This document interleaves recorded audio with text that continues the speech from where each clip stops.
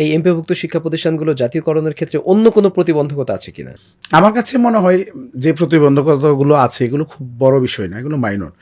এখানে আর্থিক বিষয়টাই মূল বিষয় আমার কাছে মনে হয়, অন্য কিছু না। সরকারের আন্তরিকতা, এই দুইটা জিনিস, সরকারের মানে আন্তরিকতা আর আর্থিক বিষয়টি। এই জাতীয়করণের প্রতি মানে প্রয়োজনীয়তাটা কেন ঠিক? আসলে শিক্ষকদের জীবন মান উন্নয়নের জন্যই, না শিক্ষারও কোনো আসলে মান উন্নয়ন? দেখেন, আপনি যদি জাতীয়করণ করেন, আজকে অনেক স্কুলে আপনার 500, 1000, 1500, 3000 পর্যন্ত বেতন নেওয়া হয়। আপনি যদি জাতীয়করণ করেন তাহলে বেতনটা কিন্তু একটা নির্ধারিত কাঠামোতে চলে আসবে। আপনি হয়তো ফিক্সড হবে 50 টাকা বেতন বা 100 টাকা, এর বেশি কেউ নিতে পারবে না। এই যে শিক্ষা নিয়ে যে একটা বিশাল বাণিজ্য হচ্ছে, এটা কিন্তু বন্ধ হয়ে যাবে। তা আপনার সন্তান, যারা, আমি অভিভাবকদেরকে বলবো, এটা তো শুধু আমাদের স্বার্থ না, আপনার সন্তান 100 টাকা দিয়ে আপনার ঢাকা শহরে পড়তে পারবে সবচেয়ে ভালো স্কুলে, কারণ জাতীয়করণ হইলে সব একই লেভেলে হবে। বিদেশে আমি অনেকের কাছে তখন শুনছি, কি প্রাইভেট কোনো শিক্ষা প্রতিষ্ঠান থাকবে না? ওইটা তো পলিসি মেকিং এর বিষয়, কিন্তু আপনি প্রাইভেট কেন, আপনার মানে সরকারি স্কুলগুলোতে এটা হচ্ছে, সরকারি না এমপিভুক্ত শিক্ষা প্রতিষ্ঠানে আপনার কোথাও 3000 টাকা বেতন পর্যন্ত আছে, 1500, 3000, 2000। সরকার আপনার নীতিমালা করছে, কিন্তু এগুলো হচ্ছে না। কিন্তু আপনি যখন সরকারিকরণ করে দিবেন, তখন দেখা যাবে সরকার